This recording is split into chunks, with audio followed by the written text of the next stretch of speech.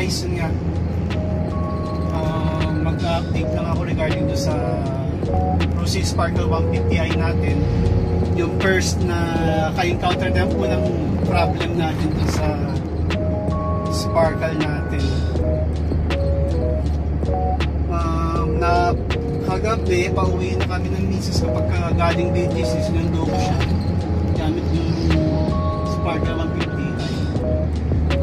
Bandang from BGC to Taytay na biglang naputol yung throttle cable. Medyo nagulat ako doon kasi imagine mo, ang baba pa ng mileage eh. Sa 2,500 kilometers pa lang siya. Tapos ilang buwan pa lang din. Bihira ako pang gamitin yun ha. Parang nasa, di ko nagkabri, 5 or 6 months pa lang sa akin siya. Buti na lang din, kahit na mabit na ilang oras na di malapit na gumagawa. Dinala ko na lang dun para makauwi.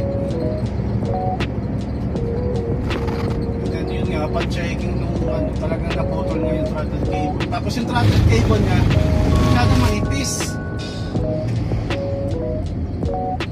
Manipis kumpara mo dun sa mga iba. Hindi kahit yun sa Rossi Royal Go na 125, mas makapal pa yun sa Rossi Royal eh. Sa Sparkle medyo talagang manipis. Hindi ko lang kung ako lang ba naka-encounter o meron ding iba dyan. So comment na lang dyan kung mayroon din naka-encounter na ganun. So yun nga, medyo i-remind ko lang yung meron mong Sparkle 150i. Siguro kung may time kayo or mapapalitan para sure na rin. Kasi mahirap yung gano'n, maputulang ka ng throttle cable, lalo na kung nasa medyo mabilis yung takbuhan nyo.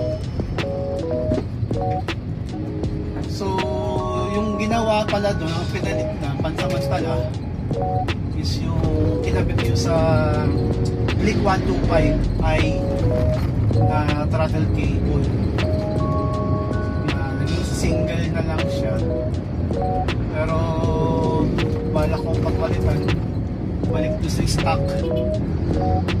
Nadaling ko sa hindi ko lang ginamit niya. Okay naman siya, gawa naman siya. Hindi ko lang ginamit niya kasi galing ako ng work. Meron akong project na ginawa. Kaya naka 4 wheels tayo ngayon. Ngayon, diba, bali siguro titignan ko kung makaabot pa ako sa oras ng itanong ko regarding doon kung cover pa yun ng warranty kahit na pinagalaw ko sa iba.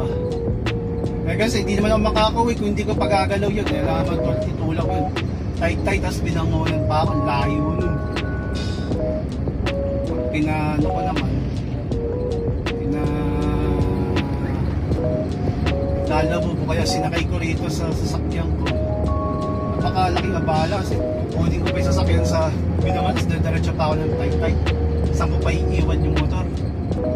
Kaya talaga no choice na ako, pinagawa ko na rin sa iba. Comment naman kayo guys kung meron na ibang naka-encounter ng ganun. Baka hindi ko sure kasi kung sa akin lang ba o nagkataon lang o sadyang manipis talaga yung throttle cable ng Rossi Sparkle 150i. So yun lang guys, i-update ko na lang kayo regarding sa Sparkle. Pagka punta ko sa casa kung ano